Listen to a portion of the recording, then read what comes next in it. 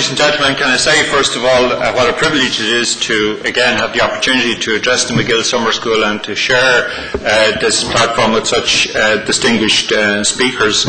My understanding of my remit this morning is to talk about hard decisions, as Sean has said, but hard decisions in the context of transforming Ireland. And I hope in the next 15 minutes to not exactly set before you a blueprint of what we could do, but to give you some enticing images perhaps of what our country could be and how we might get to that particular point, what hard decisions would have to be made on the way. And I think obviously the best place to start is with, as they say, the known unknowns. And I'm thinking, of course, that there are immediately in the coming months some very hard decisions to be made. But I suspect that they will be at least different and more far-reaching than might now be apparent. We know, of course, it's been well telegraphed that the spending review, which is to be conducted in the autumn, will result in somewhere between 3.6 billion and 4 billion being taken out of the economy. And since the EU summit last week, the government has been at pains to emphasise that that is not going to change. They're still staying on track on this. Now, in my opinion, this will compound the deflationary impact of the 20.6 billion that has been taken out of the economy in 3 budgets since 2008. And it's difficult to see how this will not have a serious debilitating effect on public services, because at this point, these cuts are cutting into muscle. And to compound the problems, demographic change over the next few years means that the demand on public services will expand rather than contract. If you think about it, an additional 280,000 people will reach the age of 65 in the next 5 to 10 years, myself included, by the way, unfortunately. But with the attendant problem that comes with this, of more people living longer, but sometimes with chronic illness conditions, a condition which will push up by about 40% by 2020, according to the VHI. Now, this level of retrenchment is also profoundly mistaken, in my view, in economic terms. Domestic demand has fallen by 25% since 2008. And when car sales are stripped out, retail sales in May last were 5.2% below the same month in 2010, which was the 37th consecutive month that they have fallen. And car sales will no longer be a sort of a counterbalance to that anyway with the end of the scrappage scheme. And these problems of the retail sector are epitomised in the receivership of the Superquin company last week. Superquin is a very long-established player in the retail sector in Ireland with an annual turnover in excess of 400 million and a 7% share of the market. Now, it is true, actually, that exports are performing very well, and there will be a balance of payment surplus this year. But the jobs really are in the domestic sector of the economy.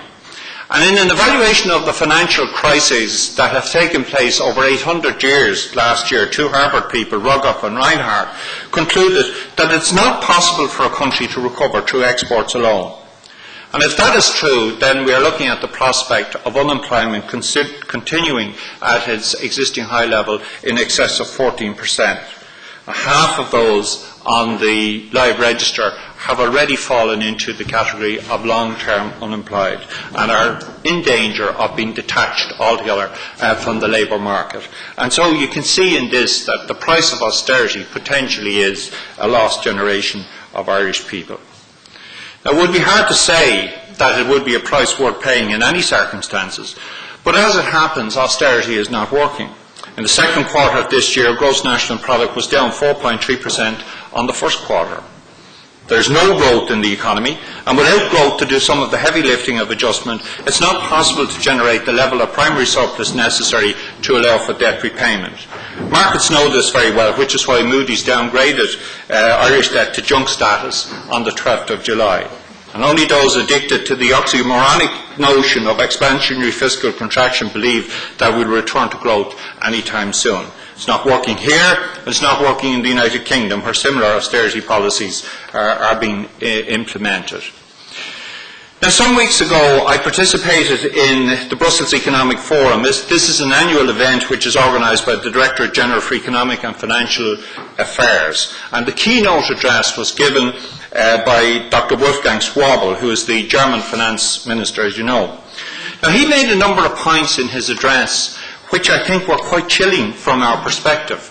And two in particular draw to your attention. He said that in his view, the Eurozone didn't have a crisis, but some peripheral countries had a crisis. And the second point he made was that in his view, solidarity meant preventing the contagion effect from these peripheral countries to the European mainstream.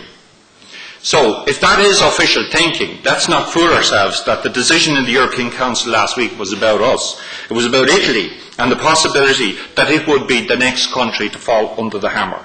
And with 1.9 trillion euros of debt, 3 times as much as Ireland, Greece and Portugal combined, you can see, of course, that it is of a different order of magnitude, which absolutely terrified the European leaders. And contrary to what Dr. Schäuble said, the problem actually, in my view at any rate, is systemic. And last week's effort is positive, but not the complete answer. The solution must eventually involve Europeanisation of the debt, preferably by means of a common Eurobond. And the details of how this might work with appropriate incentives for both the debtor and the creditor countries has been proposed recently by Paul de Grue, who is a professor at the Louvain University in Belgium. Wolfgang Manchu of the Financial Times last week went so far as to say that Italy could only stay in the Eurozone if its interest rates were reduced, and he doubted that anything other than a Eurobond could achieve this result. I cannot myself see how the Euro will survive the crisis without creating institutions for fiscal and economic coordination. But the deeper integration which this implies, and remember this is a feature which is now obvious from the structure of economic and monetary union, where we have monetary union but nothing else. But the deeper integration that this implies is, I think, and here's the problem in many respects, out of line with the political mood music in many European countries just at the moment. Now, I don't think this is totally surprising, because for all the talk of reform, the perceived cause of this crisis, which is the European banking system, remains substantially unaltered. The hedge funds remain unregulated. There's been no reinstatement of the equivalent of the Glass-Steagall Act to separate retail and investment banking. The rating agencies still pronounce on the soundness of the banks in the countries as if they had no part in the crisis, even though a lot of the European bigwigs rail against them. And of course the bonus culture operates as it always did. And you heard yesterday the head of the regulatory authority here say that it's questionable whether you should constrain the level of pay for leaders in the banking sector. So all of this says to me that reform is for the little people, not for anybody else. So my point is that Europe too has some hard decisions to make. And they involve politicians telling their constituents the facts of life about what is necessary to save the euro. This will be hard enough, I think, because even as the heavily indebted countries like our own have indeed been pushed towards insolvency recently, the people in the disaffected countries, the creditor countries, are also growing fairly antagonistic, which has manifested itself in political expression of Euroscepticism and nationalism in some parties in some of the countries, like I'm thinking, for example, of the True Finns in Finland. The reality, though, is that there is no way that countries like Ireland can meet the terms of the bailout agreement. More time is needed for fiscal consolidation to give growth a chance to take hold. And while this latest development in Europe is helpful, it's doubtful, in my view, that it will be enough to make our debt sustainable. I've seen some commentators suggest that this debt would need to be reduced in value by about 50% for us as a sovereign country to be able to afford to borrow again on bond markets. However, if the end game does involve some form of Europeanisation of debt, it seems to me that it will also involve completion of economic and monetary union, meaning fiscal union. This is the remorseless logic of which George Osborne recently spoke. It's hardly likely that in such circumstances Ireland would be allowed to pursue an independent tax policy indefinitely. And this is another hard decision, because we will no longer in those circumstances be able to balance our industrial policy on a kind of a one-legged stool of low corporation tax, or at least not indefinitely. It's not a decision about which we're ultimately likely to be allowed all that much choice, even though it would be manifestly unjust to treat the periphery of Europe the same as the core in exactly the same way. Deeper European integration presents perhaps the hardest decision for Ireland. The recent visits of Queen Elizabeth and President Obama were in a way a manifestation of a foreign policy that sees Ireland as a kind of multi-interface peripheral country. We are in Europe, but not necessarily of it. We balance our European, our Eurozone involvement, the important economic and indeed cultural relationships with Britain and the United States. And at the moment we have the same relationship to Europe as a hen has to the full Irish breakfast. We're involved, but shortly we may become like the pig, fully committed. In any event, I think, ladies and gentlemen, that deeper integration will foreclose the long-running debate here in Ireland, the unresolved debate really, about Boston and Berlin. But in doing so, it may open another. And what kind of country will Ireland be in a more deeply integrated Eurozone? It's a sobering thought that 3 times in the last 60 years, Ireland has looked into the abyss of economic catastrophe. In the mid-1950s, we were rescued by the designs of the first programme for economic expansion and the adoption of a kind of a change from import substitution industrialisation to export-orientated industrialisation. In the mid-1980s, we avoided the clutches of the IMF by embracing social partnership. And by 1994, the economy was on the road to recovery. But before this recovery happened, many people began to question whether Ireland was a viable political entity at all. And such thoughts were quickly discarded as the country began the most sustained period of economic expansion in its history. But now we're in difficulty again, and these troubling questions return. They will be less easily discarded, I think, on this occasion. The doubts of an earlier era did cause some deeper reflection for a time. In 1991, the National Economic and Social Council asked a Norwegian academic, Professor Lars Mjøseth, to conduct a comparative study of Ireland and a number of small, open Northern European economies to find out why we were doing so badly and they were doing so well. But by the time his report was published in 1992, the Irish economy had begun to grow again, and so I think it was kind of left on the shelf.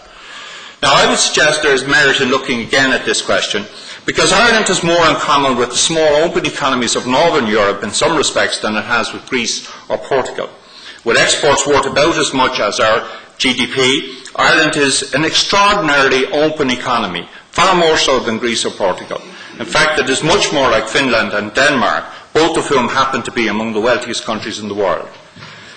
What distinguishes these small open economies is that they long ago decided that the external competitive threat that they faced was such that they had to confine domestic quarrels within certain limits. Denmark is an exemplar of this approach. From the mid-1980s, Danes began to realise that they needed to restructure their economy to deal with globalisation and the demands of European integration.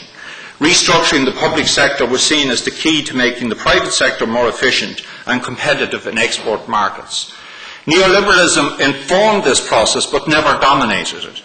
Welfare and labour market reform was tried unsuccessfully by Conservative governments in the 1980s. However, the Social Democratic-led government which took office in 1992 did achieve some progress, reflected in the very much debated and admired, in fact, in many respects, flex-security model, as it is called, of social welfare and labour market integration. Reform was achieved by the work of tripartite commissions set up to consider different aspects of social and economic policy.